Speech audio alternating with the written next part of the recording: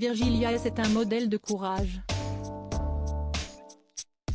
Atteinte d'un cancer du sein diagnostiqué pendant sa grossesse il y a quelques mois, la présentatrice météo de BFM TV a partagé un bouleversant message sur son compte Instagram ce jeudi 29 juin 2023.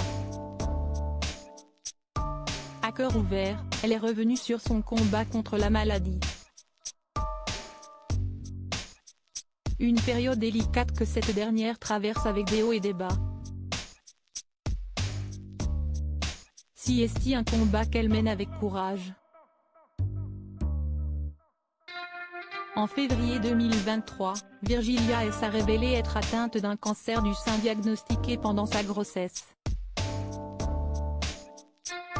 Maman d'une petite Léna Rose depuis mars dernier, la présentatrice météo de BFM TV donne de temps à autre de ses nouvelles via ses réseaux sociaux.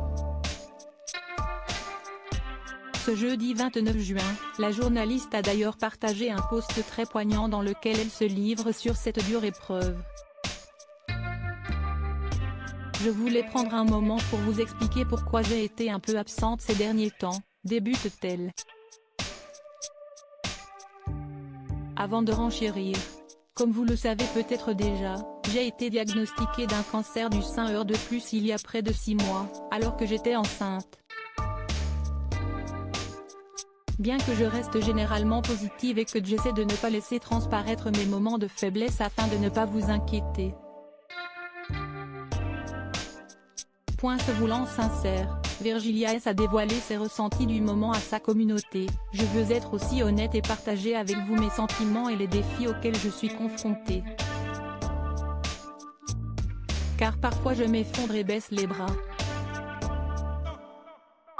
Dans l'adversité, la journaliste peut compter sur le soutien de ses proches mais aussi sur celui de milliers d'internautes. Je sais que beaucoup d'entre vous ont vécu ou vivent actuellement ces moments difficiles. Si est-il pourquoi il me semble important d'en parler ici. J'espère que cela pourra aider ceux qui ressentent la même chose. Celle qui a récemment subi une chimiothérapie s'est également livrée sur ses espoirs de guérison. Les traitements contre le cancer sont incroyablement longs et épuisants. Je sais que je devrais me réjouir des résultats encourageants de ma dernière IRM, mais pour être honnête, ma joie est souvent de courte durée.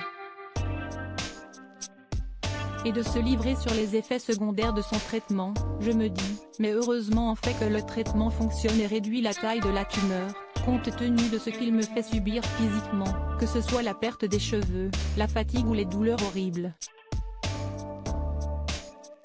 Des séquelles qui lui sont difficiles à vivre.